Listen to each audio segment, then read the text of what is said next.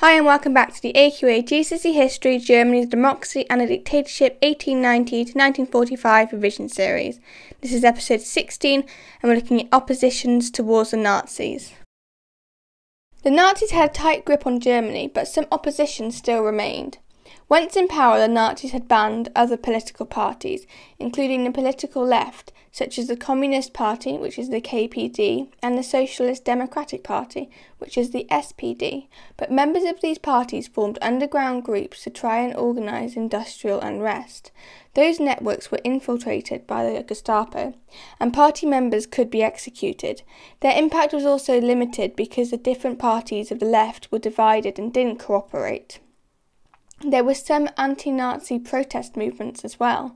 The Croesus Circle was an anti-Nazi movement led by Himmler von Moltke and Jörg von Rothenburg. The group was against violence, so they didn't actively resist the Nazis. Instead, they discussed how to make Germany a better country after the Nazis have fallen. Some members of the Circle tried to inform Allied governments about the dangers and weaknesses of the Nazi control. In 1944, members of the Croesus Circle, including Moltke, were arrested and executed. The Ronson Strauss process took place in Berlin after the authorities had rounded up some of the last Jewish men that had left the city. Many of them were married to Aryan women. When the wives found out what had happened, they marched to the building in Rosenstrasse. For several days, the women gathered outside the building in protest. Eventually, Goebbels ordered the release of the Jewish men.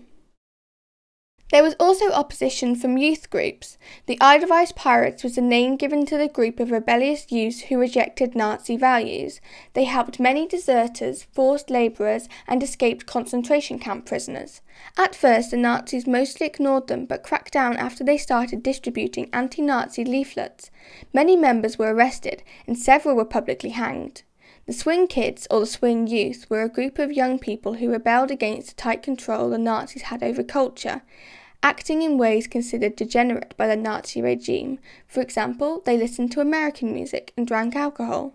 They were mostly considered a nuisance rather than a threat, but some members were arrested and even sent to concentration camps.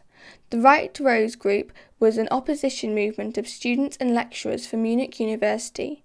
Among the leaders were brother and sister Hans and Sophie Scholl. Some male members of the group had served in the army and had been horrified by the atrocities carried out by the German army, including the mass killing of the Jews. The group used non-violent methods to protest against Nazi discrimination against minorities. They wrote anti-Nazi graffiti and distributed anti-Nazi leaflets to encourage opposition. In 1943, the group organised the first public anti-Nazi demonstration. Many of the group were later arrested by the Gestapo. Several were tortured and executed, including Hans and Sophie Scholl.